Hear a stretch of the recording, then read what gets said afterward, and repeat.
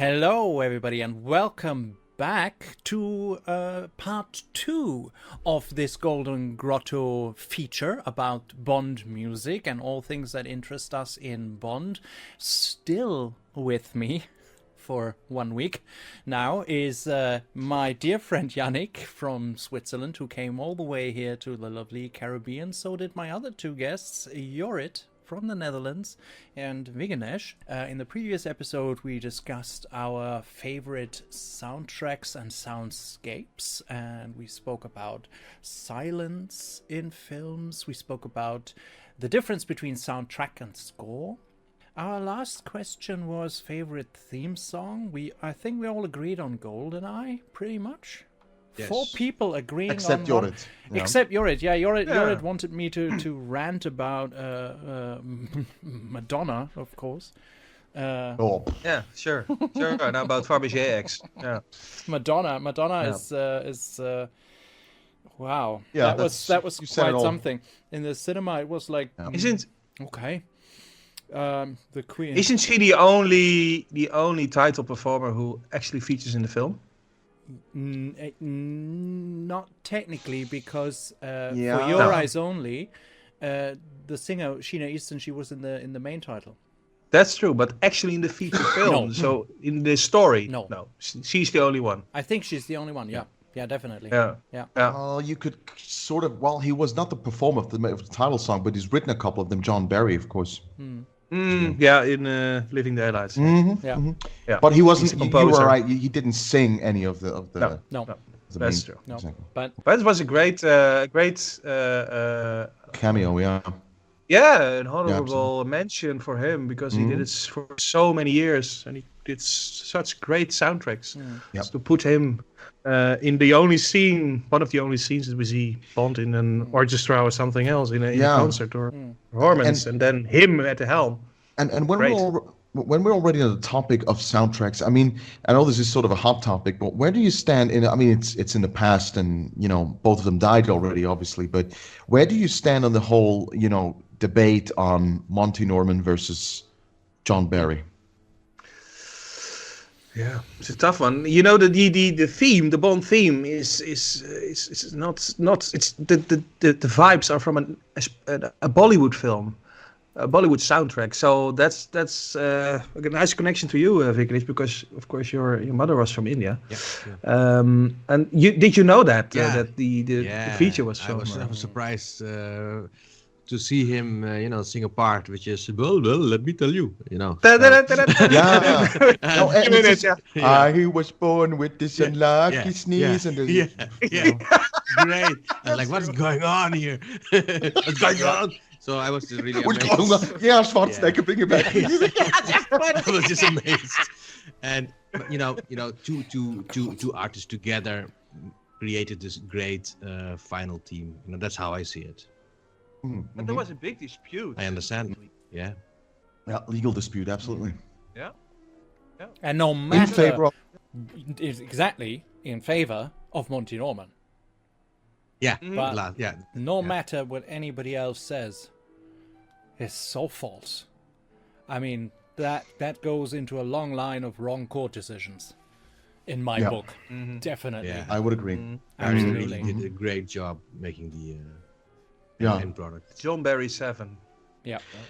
Well, I think I go along with you, Benjamin, absolutely, because of course Monty Norman had delivered or had sort of prepared a couple of pieces, but actually putting them together makes something useful out of it. Yeah. And then the 7 or 8 following movies always deliver a great score that keeps reinventing itself and has these different tones to it. Monty Norman is completely out of that discussion. Yeah. Definitely. Without a doubt. Yeah. I didn't like. I never liked the soundtrack for Dr. No. It's so off. It's like absolutely. Try doing yoga to that one. Yeah. Yeah. Right. Absolutely. It won't work. And then Is there a music twisting with that you James. can do yoga with? Nobody them? ever twists there with James. It's or bongo interlude that, bongo interlude that. Small bongo, then it went on in Italy at the time. Oh no, that was Bunga Bunga Bunga. Bunga. Okay, sorry. Yeah, close enough. With, yeah, That was with Ruby. Yeah. Mussolini. No, what was his name? yeah, right. There we go. Wow. Oh wow, that was great. Berlusconi. Oh, He well. died a few months ago. It's practically the same. Oh, he Silvio died, did he? Berlusconi. He died? Yeah, Yeah, he's he dead. died. He's dead. Yeah. Yeah. Now it's Meloni. Oh. But we are at the grotto, not talking about politics, of course. No. Let's not politics destroy things, okay? Yeah. China. Stop it. You know who China. else was a politician? Vighnesh? No, not you, but I understand. I'm really trying hard to guess the right answer. Ah, yeah, of course, the governor. Yeah, the governor. Governor, right? Yeah. Get But out. the best soundtrack for you, the title song. What's the best one that you can think about? Die Another Day, easily. Benji. Easily Die Another Day. Yeah, of course. Easily. Best. It's fantastic. It's fun because Quantum is my full-time favorite. Yeah. let me give you an insight on Madonna's Die Another Day. You know, you wanted me to rant about it when I think about the lyrics. I mean, Madonna, Queen of Pop. Nobody could foresee that she would end up doing a Bond theme and starring in the film. But then when you look at this arrangement, which is so weird, it's like a fever dream of, I don't know, whatever it is. And the music video to that, which is like she's auditioning for a BDSM movie. But then lyrics like, I'm going to avoid the cliches. I'm going to suspend my senses. What? Sorry, Madonna? What are you doing? Sweetie pie, you're the only one who's practically built a career on cliches and suspending your senses, you know? Might have suspended a little too much when writing this song, you know? And there's a lot of autotune on it. Very much. The line Sigmund Freud analyzed this screams autotune, and Sigmund Freud analyze this. Well, are we suddenly in a therapy session? I've heard better psychoanalysis from a fortune cookie. You need that after you listen to this to the title song Therapy. Yeah. Absolutely. Too bad Sigmund Freud has been dead for a long time. Yeah. And but do you think it was part of the a song for a Bond movie being like that? I mean. Yeah. Suave spies, action, set pieces, iconic theme songs, and along comes Madonna with something like, hey, you want to hear me butcher a Bond song? Crazy, well, yeah? So of course it's my favorite, absolutely. Yeah, I love Quantum, it's great. Ridiculous. Yeah. It's like that song is like this embarrassing relative you only invite to family gatherings out of obligation, you know? Thanksgiving, you mean? Yeah. I do have a question, maybe to Yannick. I love the string samples that you hear. They cut it off in a weird way. They chopped it up, but just the dun dun dun dun dun dun. You know, I didn't like that. Do you know if it's sampled or did they really make that just for the song? Right? No. It's sampled. It's probably been like recorded and then it's just chopped up, like you say. It's just to get this effect, because you cannot get such a chopped off effect. There's always, even in a sterile sound recording booth, there's a little bit of a ring after the tone, so it's definitely chopped. Yes, absolutely. Right. Mm-hmm. And did they score it just for the title itself, or did they sample it from some other library? No, I think I probably they have one or two like violinists or something in the booth and let them record a couple of notes, and then they just there are a couple of ways you can go about this. I mean, back in the sampler days, what Eric Serra often did is just for instance in The Fifth Element with this famous dance kind of tune where the opera singer sings on top of this like pop. That's like he's recorded many pieces and like exclamations and stuff from the singer, and then just put them together with the sampler, and it's probably done like that somehow. Great. Because at the end of the Die Another Day, you hear the Dirty Vegas remix again, from the and I do like the layering of the production, the way they layer the. That's better than the theme track. song. Yeah, it's better than the theme song, but Dirty Vegas has made a few other great remixes. Days Go By is one of them. The No. guy is dancing for his girlfriend to come back, you know.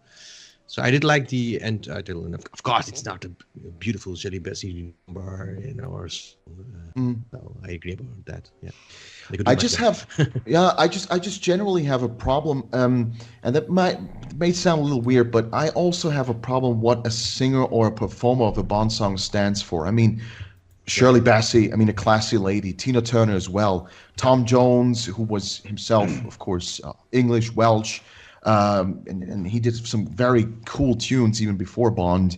And then you have also, you know, like Sheena Easton and Gladys Knight and all these wonderful ladies, or also male singers.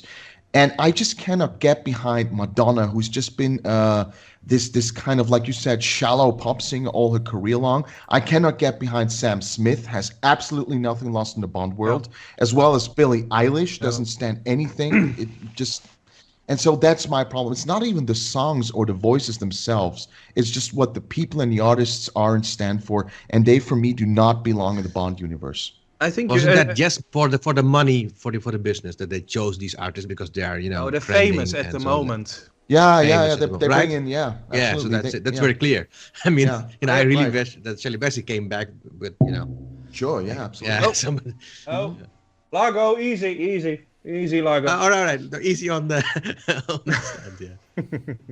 Now, I always think that this the theme song has to be. You have to come to a high in the song, like in Skyfall. There are many highs, like the when it goes up, she sings all out, and then it drops again, and it comes quiet, and then she goes up again. And I think that, like the songs from Sam Smith or the song from Billie Eilish, but Billie Eilish sings it so small, and it never comes out like, "Ooh, yes, I'm listening to a Bond song. Let's bullshit. watch the film." It's bullshit. Even It's with bullshit Sam all the way Smith through. and with Madonna and with especially Jack White and Alicia Keys. My goodness, what were they thinking? The final piece under the credits from Fortet is much better than the whole theme song. I think. And why does Quantum, you mean, yeah? Yeah, the credit. That was weirdly attractive. Yes. That weird. Yeah, it's really very weird. Very good. Yeah. Yeah, and I think that you need in a Bond song, you need that high. You need those highs, like the classic Bessie. You know. Even with Lulu, but it's very, very fast, but it comes. It also has that high, but the songs that don't have that high, he loves Lulu. He loves pronunciation. That's what it is. Lulu, yeah, Lulu. And but there are many songs, and I hope my point comes true. But if it doesn't have that high. It doesn't work. It has to, in some form, impersonate or bring across the feeling of glamour. True, and the character. And the character. So from the 60s, like a song like Goldfinger with its brassy arrangement, this screams 60s glamour. Yeah. You know? Thunderball did the same too. Thunderball was more on the suspense side. It's a very suspenseful song. GoldenEye also is. GoldenEye is like a piece of very fine fabric, you know, from its arrangement and composition. It's almost like the Dior among Bond exactly. title songs. It's like the whole film is like that, exactly. And I was wondering, guys, actually, you know, one artist that I always would have loved to have to record a Bond song, because there's no like Bond song that really. Do you remember these titles when there's like the Hamburg Party where you have this smooth electronic jazz that goes on with those famous jazz tunes and so on? And I would always love, because one artist, and she's Dutch by the way, so you're going to like that. I would always have loved to have one particular artist do a Bond song with that, because she always has this jazzy electronic vibe going on. And that is Emerald, no, I think you mean. No, not quite. That would have been interesting too. But I'm talking about Nene Cherry. Nene Cherry. Oh, she's Dutch? I didn't know that. Is she You Dutch? gotta be fortunate. Or woman. What do you say, Vighnesh? She's She's from? from Sweden, I guess. She's born in Sweden. Ha ha ha. Oh, okay. It's the connection from no Largo's mistake. connection. The Swedish are the But best. Carol Emerald did a solicit. No, she not. What? She. No, I was I didn't using know the that. wrong English words. I didn't know she did that. Maybe she did. We never know. She's from Amsterdam. Maybe. You never know. But Yeah, right. no, she wrote a song and she brought it up. And what was it again? Oh, it was a very good song. It was very much Bond vibes. A night like this. And even Shirley. No, it was another one. Now, like this is very jazzy, but there was a song what was very Bondish. Bondi, for a film, and even Shirley Bassey did one for Quantum, and that was so. It was what was it again? And Benjamin, didn't you once say, I think you told me that Ace of Base recorded a Bond song, I think. For Really? GoldenEye, Did yeah, they? For GoldenEye. Yeah, right. GoldenEye, right. Yeah. I think that's Wow. even on YouTube, yes. Yeah, it is. It is. I think Talking it's about called the 90s, Searching right? for the GoldenEye or something like that. Horrible. Okay, I cool. hated Ace of Base How original. in the 90s. Yeah. Okay. Okay. I hated that. I loved and Nene Cherry in the 90s, especially a song Yeah. Woman. Yeah. And 7 Seconds. Was Yes, exactly, So 7 big seconds. in the Oh, 90s. that's nice. Yeah. But yeah. Ace of And it Base. oozes that Bond. Yeah. Yeah. Yeah. Yeah, absolutely. But do you guys think that even Queen could pull it off? No. No? Not now. Not even Freddie alone? No. Hey, No. don't stop me now, but No. No. I Celine just want to Dion, break right? free for a moment. No, Celine no. Dion? No. No. I No. will never go on. No. Yeah, right, exactly. But Just riding my bicycle. Scaramanga another question Rhapsody. is that. Yeah.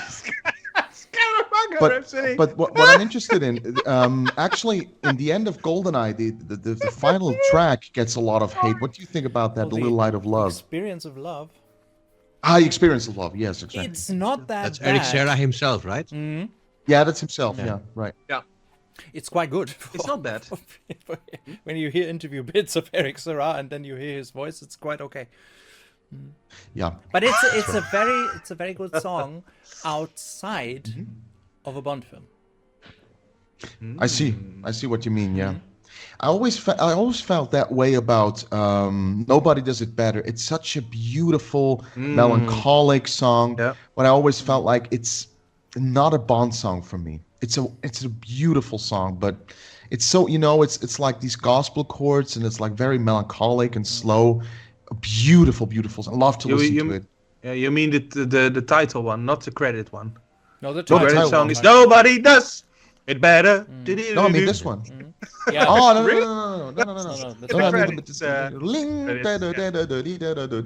Yeah. It has very much that True. hymn Absolutely. character, which in which it did succeed, because it became much like a hymn for any one of us, because we would say, "Hey, Bond, nobody does it better." Just like "Live and Let Die" is always voted the most favorite Bond song of everyone. When you have a poll or something, or You Know My Name, and then you have Nobody Does It Better sort of as the homage theme, when people use it for doing video montages or collages or whatever you want to call it, this is the go-to song to make it emotional. Fits very well. As an opening Exactly, for a that's the film, point. I think Yannick might be right. You would have wished for something more bam for The Spy Who Loved Me, especially after Like A View to a Kill. an opening sequence with Bond 77, which is crazy in its Right. own right. Yeah, even it gets crazier when you put it on 1.5 speed. I would have loved to have the Yeah. Bond 77 mixed with Bee Gees, which That's somebody great. did, and put that in the Yeah. film. Yeah. You Great. should be dancing. Yeah, that's great. I'm sure that Michael Bublé is looking forward to do a song. Oh, yeah. Oh, yeah. Yeah, and he's been That could work. in That could work. Feeling good, the whole Yeah. video clip is a Bond. absolutely. Yeah. And it was a great song. Yeah, right. By Yeah. Robbie Williams. It was a great Millennium. song. Yeah. And Feeling Good, I mean, it's And, very old. open- It's actually Yeah. it's Nina Simone. So Yeah, right. Exactly. That's true. Yeah, that's right. And you just talked about Live and Let Die, and that's another song that I have my problems with. And it kind of, I mean, I don't know how known this story is, but there was, you could read it up that Harry Saltzman famously wanted to turn down Paul McCartney because he wrote this song. And I think if my memory serves me right, Harry Saltzman thought that was like a demo, and when they told him, no, that's the actual Bond song we want to use, he was completely against it. And I can sort of understand where he comes from, because Live and Let Die, I don't particularly like to listen to, because every element of the song is great, but it still sounds like a compilation of 4 to 5 different songs. You have the reggae part, you have the action part, then you have this kind of melancholic slow part, and it just it's not like one congealed song. It's like, it's incoherent. Exactly. Yep. Yeah. How do you Good feel point. about it, guys? I think you're right. It's a very special song, and I think it suits the time, the period of time when the film was made. I think it suits it, but it's very different. It has a lot of layers, what you say, and I think it fits the film because the film was also, of course, a bit of a breakthrough for the cast, of course. But they did it before and did it after as well. The thing I feel with Live and Let Die is the original is fine in the film. It has a great quality, the way it was arranged, but I like to hear it as a cover done by a proper orchestra, like a symphony orchestra, or without a singer, because then the action parts work nicer. It depends on the orchestra if they are capable to do it and play it with heart and soul. That has a big influence on the sound of the song. But I've heard many orchestras perform Live and Let Die. There's a symphonic version, there's this and there's that. The Berlin Symphony Orchestra did it. London Symphony did it, whatever. And they all do their own arrangements of these songs. And there are only 2 or 3 that can match the action part, and it almost blows your ears off. I would have liked that in the film instead of the original version. Instrumental, it wouldn't have worked. It's good that it has lyrics. I don't necessarily understand why it has once been voted the most loved Bond song. Well, I think polls these days are bullshit anyway. I mean, they're both polls like saying Bond, Brosnan being the worst Bond. I mean, come on. Yeah. Forget crazy. polls. And they didn't even had a true source. Yeah. Like poll numbers, or there was not a possibility to vote even. They just spoke it out. I saw it on Really 007 podcast who brought it along on Twitter, and everyone was looking, where has it come from? But it was just made up news, like the Aaron Taylor Johnson story, which is gone completely out of his it's bananas. So my source said he spoke to his source, and his source said the earlier source we were talking to spoke to the wrong source because he's in Thailand. I have a good article on our website now, our column from columnist Jasper, who wrote about the whole thing around Aaron Taylor, about the racism part. I think it's worth a read to see what happens in the Bond franchise when something new comes along or a new actor comes along, and all shit he gets over him. Most of the time for no reason, and they're making things up. They are making things up for 2 years now about him. So why would they do that? Just sensational make-up stories. It's so stupid. Because we need something. People need something. I think that's it.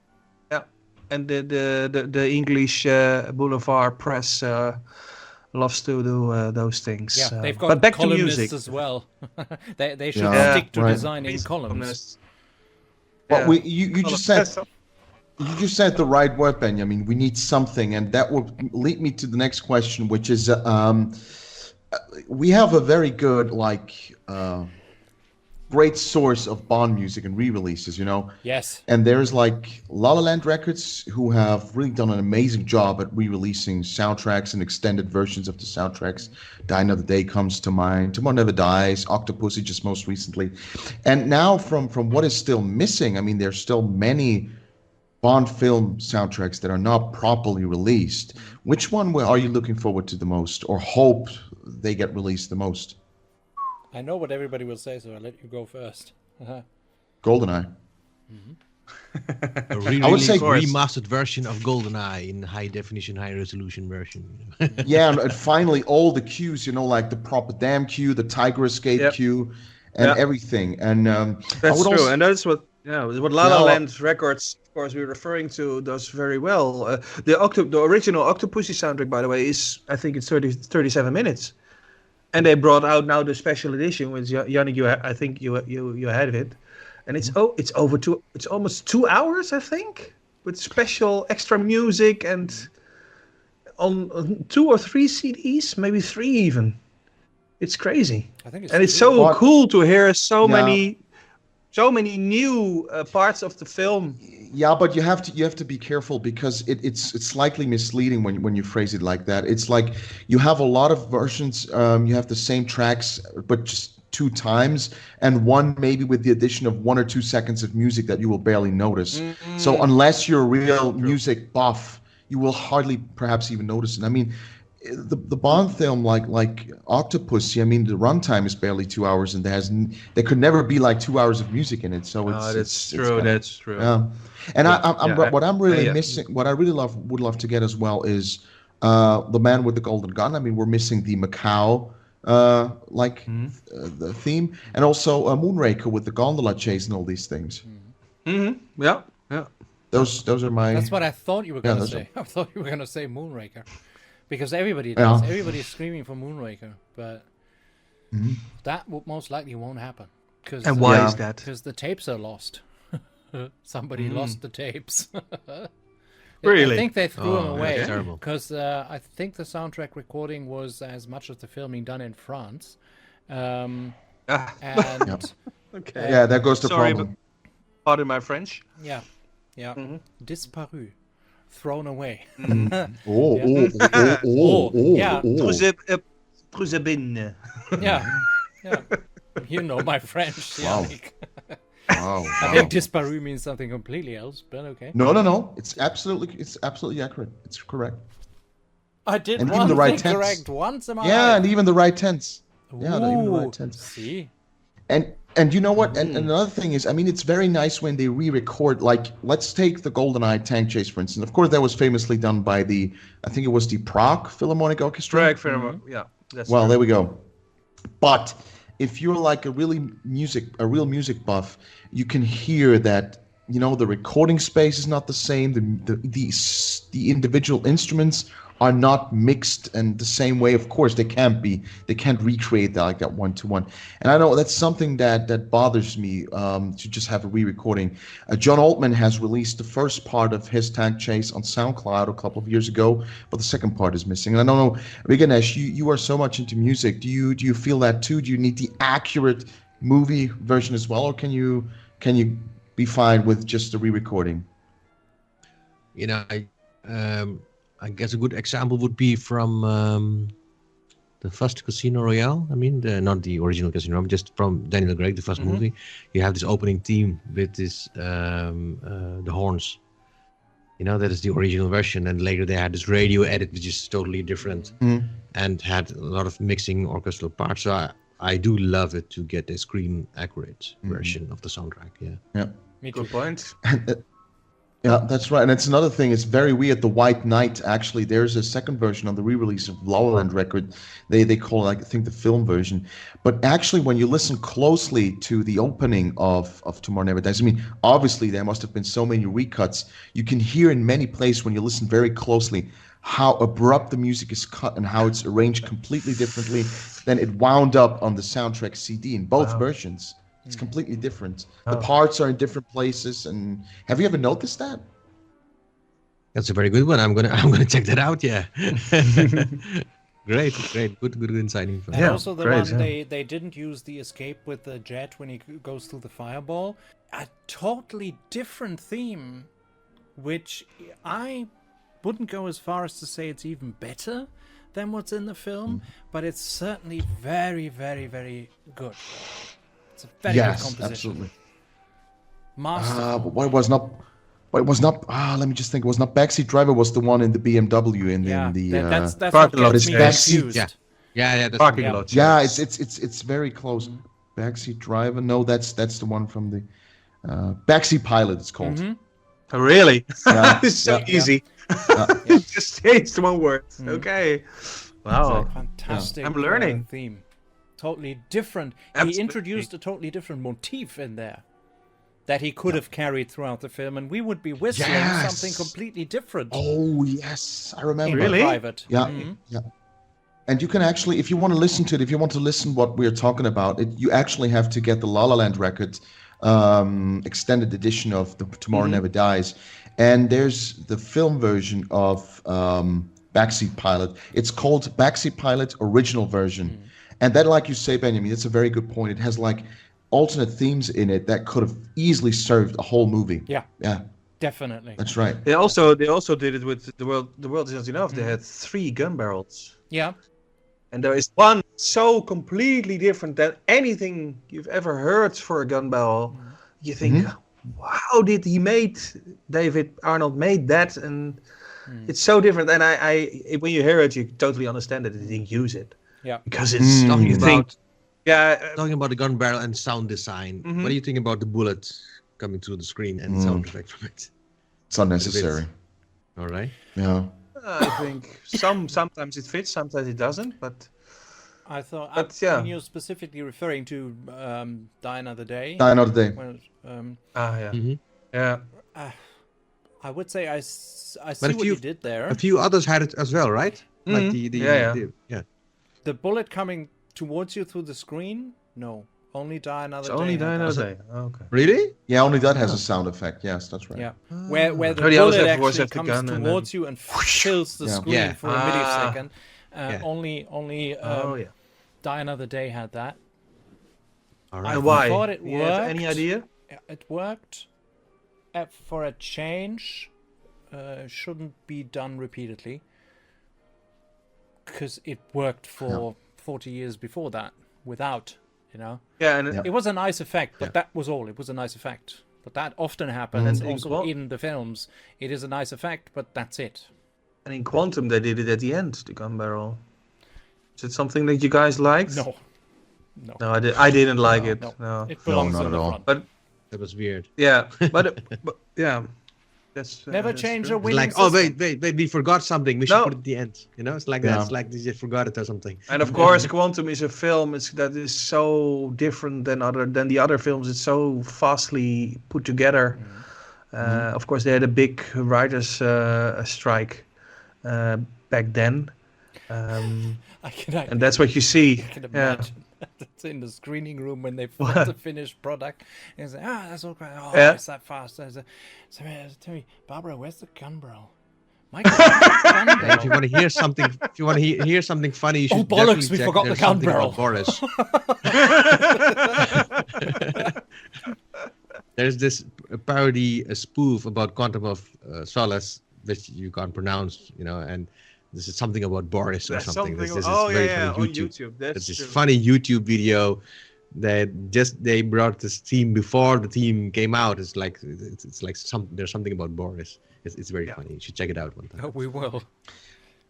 and just generally speaking, I mean, when we're talking about the gun barrels, I think the greatest addition has been the one in GoldenEye, where it's digitalized, because in the old movies sometimes the whole surrounding looked a little bit like it looked quite cheap, but in GoldenEye it looked very pristine, clean, and the blood looked great.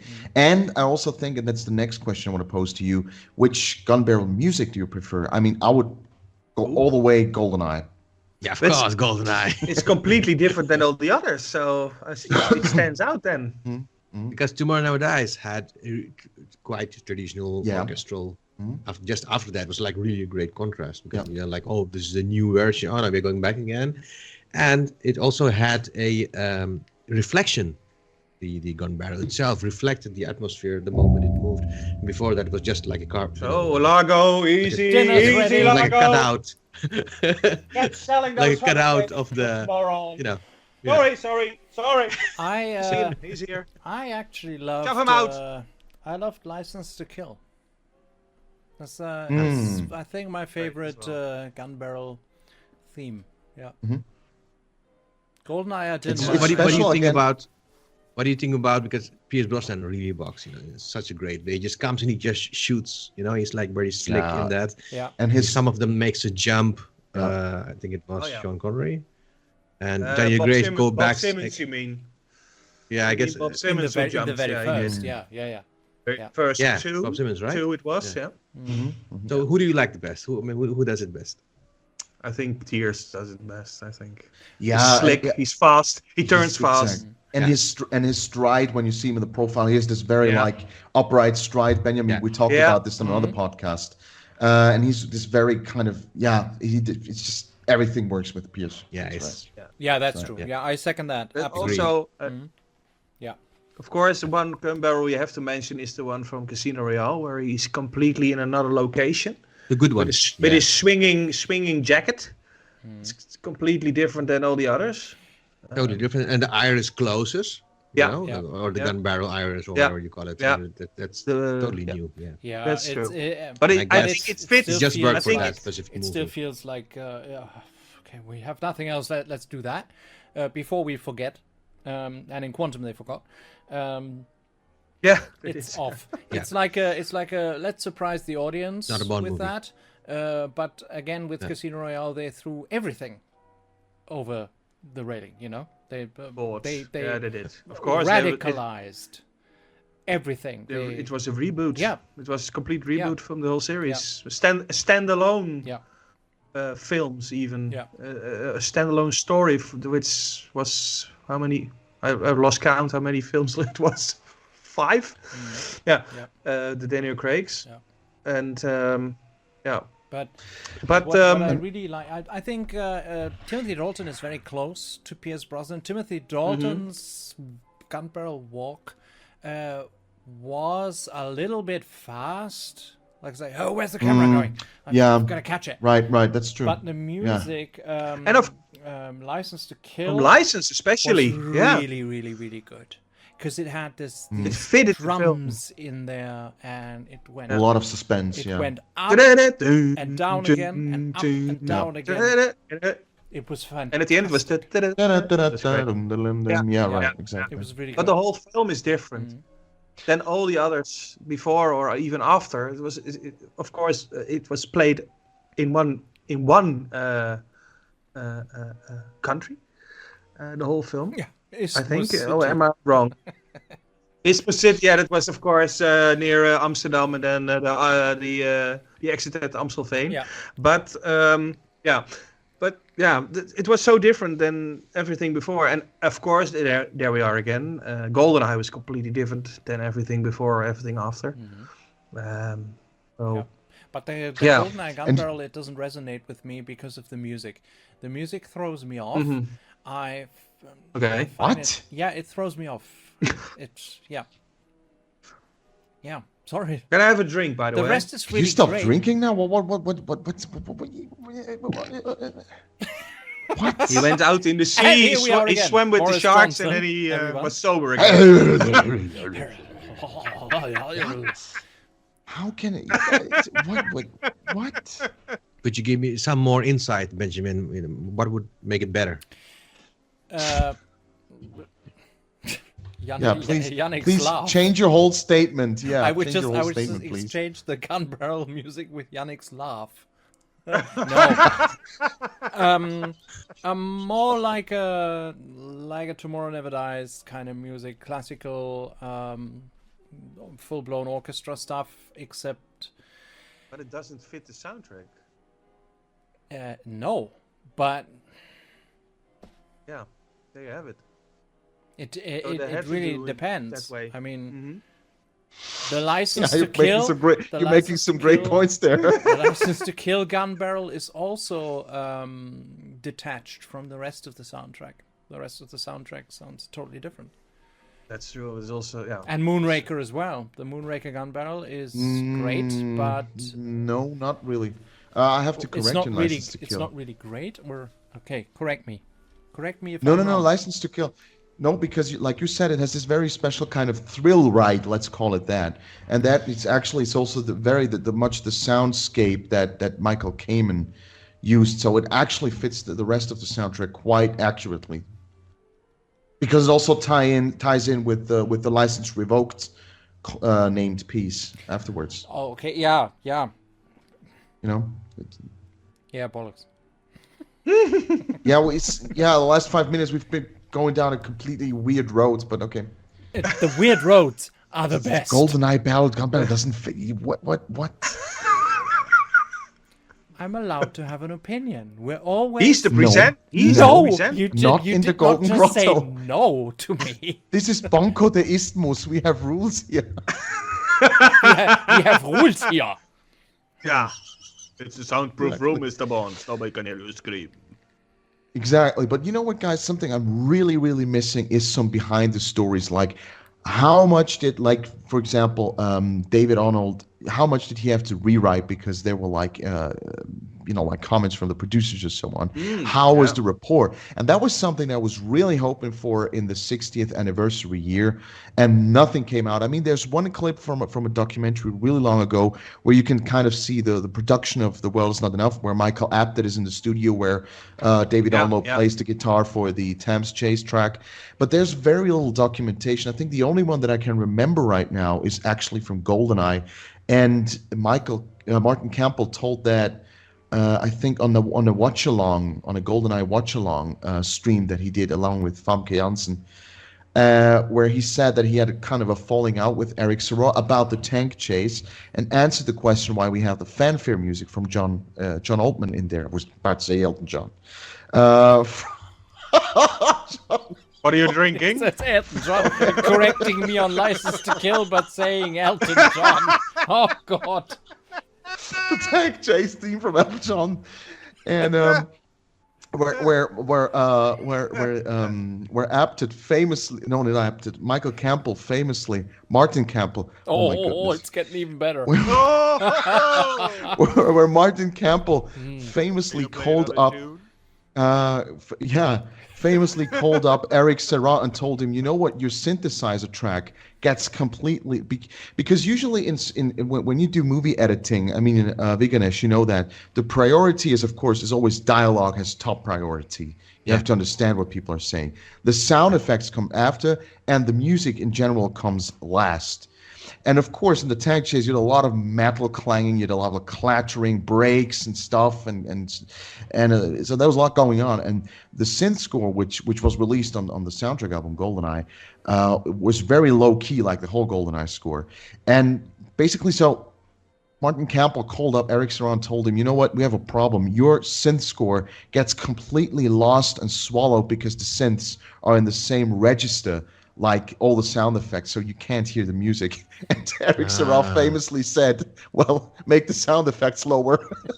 Yeah, of course. Well, life can be that easy. Only in the grotto you hear these stories. Only in the grotto. And what about David Arnold reinventing himself for Casino Royale? That must have been hard. He should throw away everything what he did. Yeah. Reboot himself. Yeah. That was so weird. I don't think it wasn't hard for him, because he's very adaptive. Why not? He's like the car in Die Another Day. He's very.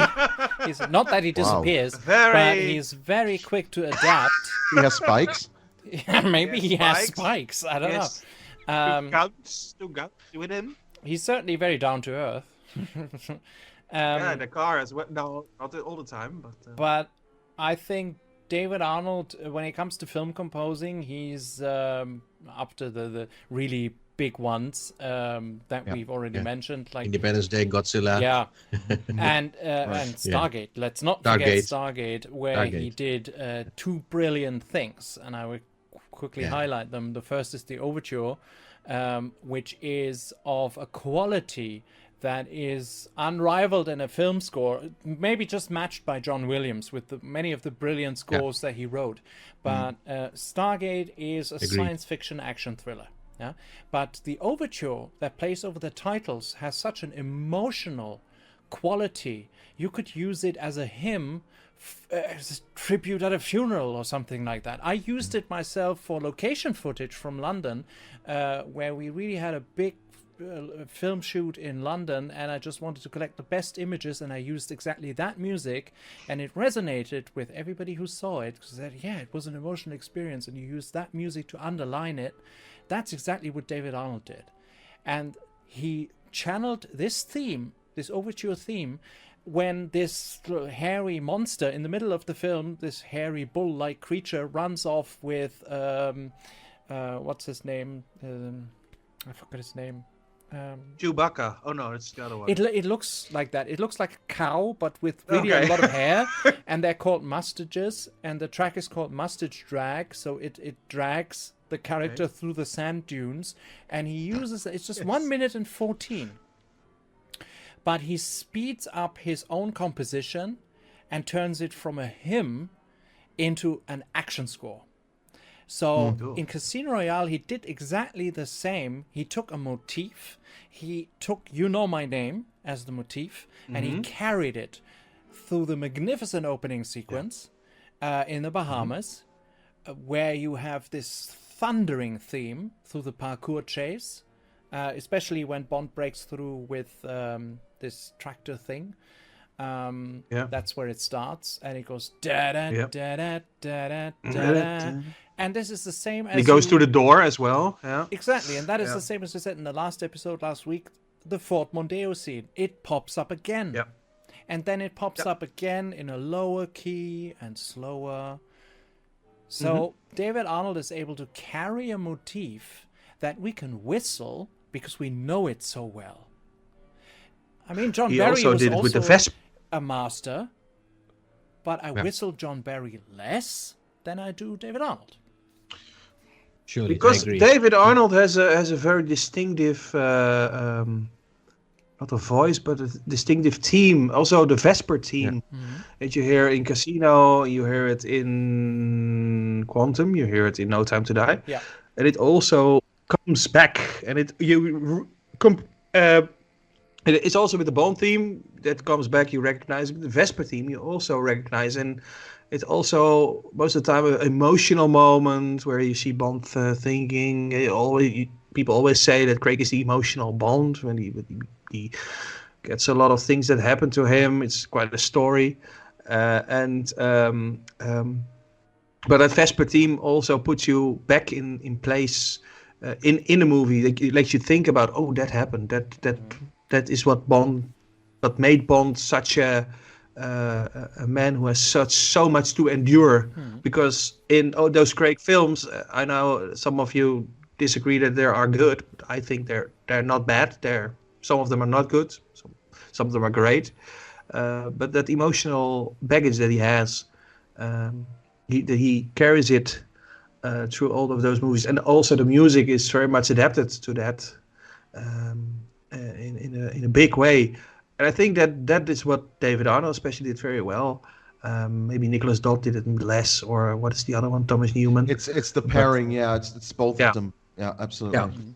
Yeah. And I just want to tell a very quick story, because I usually don't have regrets in life, but one I do have is way back in 2005 or 2006, when I was just starting to write the first kind of Bond covers and Bond kind of little tunes. Of course, they were very shitty back that time due to the technology and the lack of talent, obviously. And but I think I found David Arnold's contact on MySpace or some site that was, and remember, it was 2005-06. The internet was not that big. You have to explain it for younger viewers, I think, what MySpace was. Oh, how would you explain that? Like a Facebook, but then something else. It was a social media platform for performers, basically. Exactly. Performance of music. And I had written a message to him, and I was complimenting him on his work. Of course, 2005, 2006, that was well past beyond Tomorrow Never Dies, The World's Not Enough, and so on. And I told him that I started to do these things on my own, and maybe he would like to check a few things out and so on.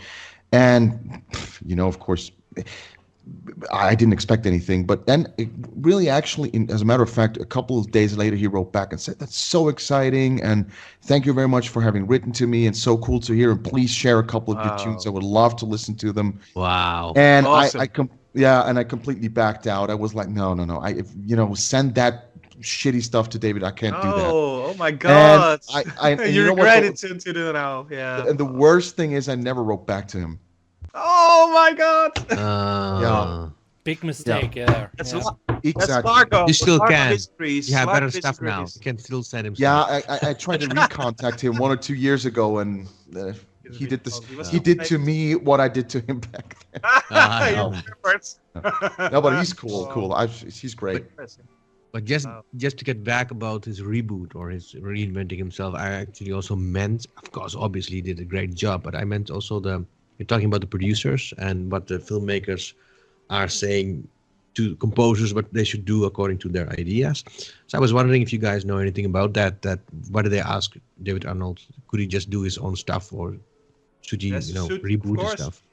Of course, it has to suit the scene and the film. So they have an idea for a film. Of course, with Casino Royale, it was a reinvention of the Bond franchise. Finally, the film that they wanted to do for so many years, they wanted to start with Casino. They had to start with Dr. No because they wanted to start with the original story.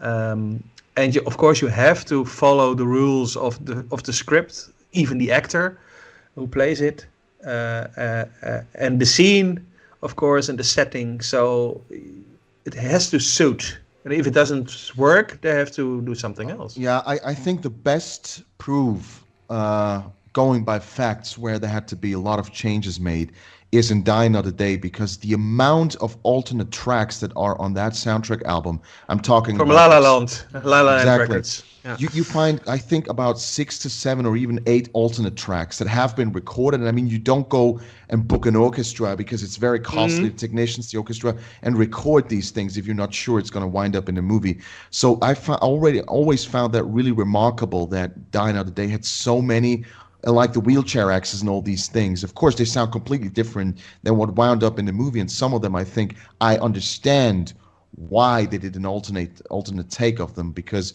I think it was Wheelchair Axis who had an alternate version that was really, it was too blasting, too loud for that sneaky stuff he does on Havana. I was quite surprised that because Tomorrow Never Dies infamously had a lot of rewrites and was written on the go. It was not a script that was finalized when they started shooting, and I was a little surprised that Tomorrow Never Dies didn't have more like alternate takes or alternate tracks and stuff like that. Yeah. Yeah. I think you have a great point there. Absolutely. I agree. Yeah. Fully. Yeah. I wanted to talk a bit about Foley, the Foley artists in the films, the creating those sound effects for some of the. Oh, I thought you were talking about Beverly Hills Cop now. It always sounds like a that's last Axel name. Foley. Alex Foley. Yeah, but it's Foley. The Foley artist. A great example, of course, is the things that they did for Halloween. But that's a completely different franchise. That they did it on the go. Most of the Halloween films were made with 2 synthesizers. But John Carpenter had 1 synthesizer and did everything. You can, I think, if you ask Yannick now to play the Halloween soundtrack, you can play it on his the ding ding ding ding ding. It's very famous and it's very small. But he also made a lot of sound effects for the film. But what are there some sound effects that you can remember in the Bond films that you think they've made especially for the scenes, or is it much from those effect CDs that you talked about? Well, it depends on the time. I mean, usually what I find about, and I mean, I have a little bit of knowledge about these things because I've spent the last 15 years working on sound effects for different games and mods and stuff like that. Many sounds you find, again, like all the way back to the Roger Moore Bond movies. The Walther PPK sound, for instance, that's from an old CD. Weapon sounds in general, if it's not Ben Bird's like Indiana Jones, Star Wars, and so on, usually are from CDs pre-recorded. Yeah. And like it's more like footsteps and stuff, like small stuff they can easily do. That's recorded for the movie. And GoldenEye was actually the last movie that used the infamous Walther PPK sound, and I think it was just in the opening gun barrel, if I remember correctly. And then in the 90s, it was practically all soundtrack CDs, especially Tomorrow Never Dies. It were all the same sound effects you could hear in games and all that stuff, like this. Really? All these Oh, yeah. But it was all that. also Okay. in the 70s and 80s. There is a website, I think it's called a Sound Effect Wiki, Wiki, exactly. where you can look Oh, these really? things That's up. that's cool. Like, for Wow. example, the explosion in Live and Let Die, when he pushes the boat Mm-hmm. into this tanker thing and the boat Yeah, explodes. yeah, That yeah. explosion has been used in many other films. And then Yep, there is, right. of course, the Herman scream that you have. The Wilhelm scream, The you Wilhelm mean, yeah, scream, the yeah. Wilhelm. It was Yeah, something, very something famous, yeah. German. Hermann scream, yeah. Herman the German scream, yeah. I need another drink from Mr. Lin, please. make it several. Those bottles in the corner. Mm-hmm. Frexenet. Yeah, the one where it says Herman. Yeah. I researched that, and a lot of it sounds the same. People falling out of airplanes. Moonraker is an example. When he's pushed out of the airplane, or Octopussy when Gobinda is falling down. That is exactly that scream. Sometimes it gets stretched, the Wilhelm or scream. it gets slowed down or sped up, something like this. But these are sounds that have existed before in films, especially explosions and, as Yannick said, gunshots. They've been used so many times, and people use these libraries because it's cost effective. In contrast, getting a Foley artist, and they really do everything by hand. I mean, like in the old days, like clapping hoofs Star of Wars, horses. for example. Yeah. Many things. Yeah. Many things in Star Wars. This adds another Even the screams. thing to your balance. Chewie you know? screams. Yeah. Yeah. What do you think about like the DBS in Quantum, was it, I guess, the opening scene, or the rickshaw in Octopus? I'm wondering if they, surely they must have recorded some audio of the motors cars? revving. The cars, especially those sponsored cars like the Aston Martins, the Lotuses, or the BMWs, they were all recorded in studios with the actual cars, or sound microphones like revving or driving to some places. So that's all genuine, because they had to sell those cars. They were sponsored. I think when you see other cars driving past, it's all from the soundtrack CDs. The Lotus, I would have to check, Or because the Lotus, the Lotus has a specific sound when you hit. Four cylinder. Yeah, when you hit the gas, and at the back of the Lotus, there is sort of an not at the rear end, but on the sides. I know when we filmed with a Lotus for my film A Bond for Life with the White Lotus, he explained it to me. When you hit the gas, there Gernot, is sort of no, it was Hansi. Oh, it's another. Hansi, yeah. Hansi Okay. can usually get a smile from Yannick. Greetings to Great Hansi. name. Greetings to Hansi, definitely. Great. He has both Lotuses. He has the white one, and he's got the copper metallic. It's a very specific color name for your eyes only. Wow. Copper gold metallic, something like that. And they have sort of just a sound exhaust on the sides, not at the back, not at the actual exhaust. So when you hit the gas, a couple of seconds later on the sides, on both sides, it will do sort of like a... And you don't hear that in the films. Like a turbo whistle. You don't hear That's that true. in the films. I drove with Gernot Wolf. We all know From some Austria, of the Bond fans also know. Yeah, from Austria. I drove with him in his Lotus, and it sounded completely different than the film. Okay, so you're right. I remember that. Yeah. You blasted through the tunnels. It was great. Yeah. What do you guys think about, I'm not sure if I'm supposed to talk about it, but the Never Say Never Again motorbike and the Renault 5 scene? Of course, you can talk about that. Yeah. Audio was quite good for that time. I guess. like Never Say Never Again. Yeah, the moment the motorbike goes, steps, it sounds quite great. It's really, it's a great sequence. It's a little playful, but that's how the whole very film French. is. That's how the whole film is. It's playful. Yeah. I never thought it was supposed to be serious. I think the director had a vision that was serious, but somehow during filming he realized it can't be. Sean Connery was in it for the money, and because he thought it would be a relatively serious production. Klaus Maria Brandauer as the villain was serious about it, definitely. He's a very good actor, and he's very good in that film as Largo. He's better than Adolfo Celli, definitely. Agreed. Yeah. He would have been the better Largo in Thunderball.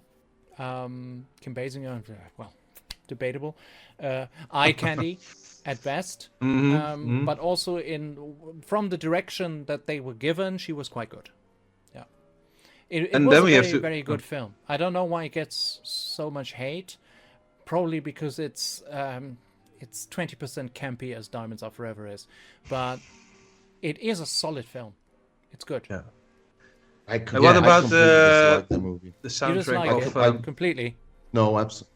It doesn't work for me neither as a Bond film nor as any other film. I find it just bad throughout. Explain. It's a really bad movie. It's just like you said. It's very. I think you made a good point there, Benjamin.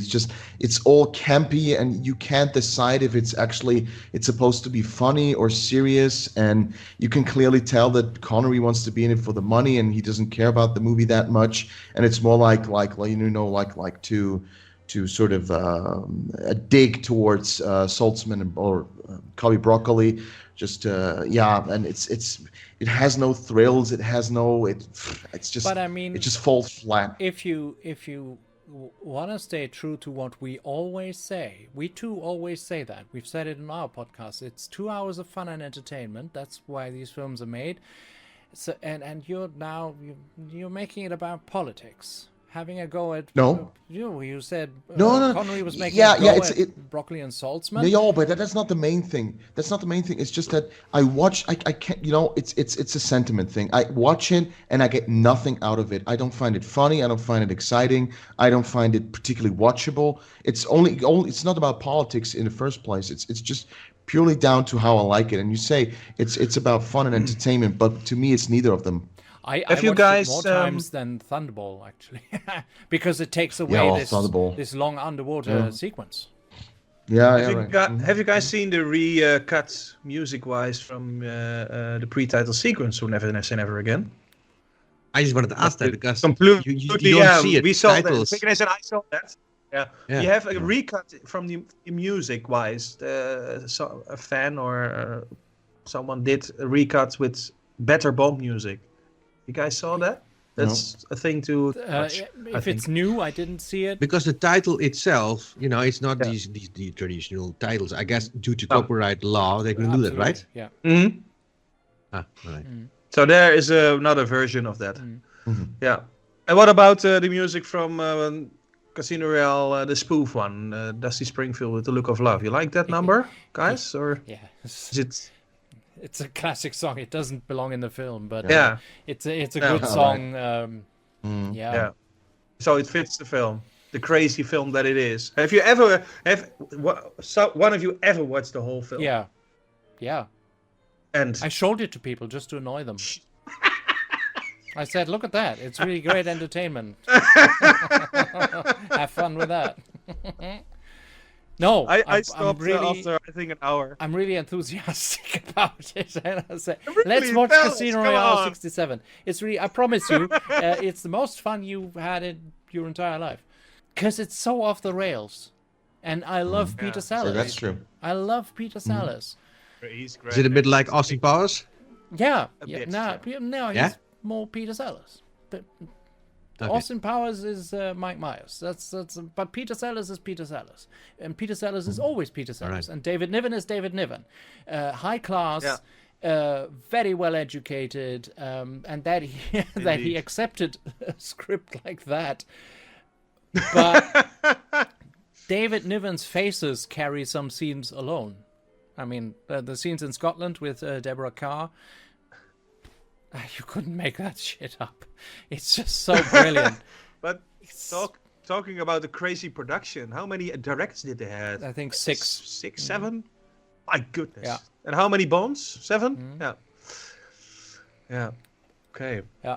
So maybe it's a nice one to talk about. It's also a thing once. I whistle from Casino Royale 67 because Deborah Carr has this Scottish horn she blows into. That's what I also do. That's what I do when something goes wrong. It's not the effect from The Man with the Golden Gun, No. then? No. No. Okay. But the last quarter of the film loses me when that unidentified flying object comes down in London in Trafalgar Square. That's where it loses me. It's weird. It's off the top. It's unnecessary. It looks bad. It didn't age well. But also the fight in the casino is also totally off. You lose complete control of what is going on. The only thing that makes it interesting are the several guest appearances, like Belmondo is in there, stuff like that. But I lost interest when I thought it was Ursula Andress was in a taxi and she was driving all over the world, and then she stops in London and she has to pay a bill from £25,000, and then I thought, what the f? What am I watching? Yeah. But it has its moments. It has its. Recently, there was a guy on Twitter who saw it in a shop for £12.99, and he said, "I would never pay £12.99 for that shite." But then he came home and regretted it. Because, what? Yeah, as a completionist, you want to have it on your shelf as a Blu-ray. Yeah, of course. That's true. And you That's think true. £6 okay, £12 okay. Oh damn it! Why didn't I buy it? And I'm a cheapskate as well. So if I can get a film cheap, if I can get the Hitchcocks for €8 instead of 32, yeah, of course I go for the cheaper ones. Yeah. Yannick, did you ever saw Casino Royale 1968? No, I saw clips of it, but I never saw the whole thing. No. Me too. The same. Yeah. Okay. And I'm not really inclined or motivated to see it. I don't know. It's just, yeah. I agree. Well, on that note, we're bombshell. We're over an hour. That bombshell. Casino Royale 67 is a totally different subject, going away from music, but we discussed music for 2 episodes, and it was very insightful. It's very, very good to talk about the music in great detail. I think it's not been done enough. And there's certainly more on the horizon. I hope in the future with La La Land Records maybe releasing some more soundtracks, so there will be more debate and discussion. But for now, it's very late. We've had a lot to drink, and we don't want to bore people for too long. And going into Casino Royale 67 is certainly totally different territory. So thank you, everyone, for listening, for, of course, being part of the premiere once this episode goes live. My English is going. And see you next week. Of course, like and subscribe. Write us something in the comments. We will respond to every comment and respond to your wishes and needs. If you want us something specific to discuss, give it to us and we'll do it. Otherwise, see you next week in the Golden Grotto Lounge. Thank you so much, guys, for being with me tonight. Have a great night. Thank you. Cheers. Thank you.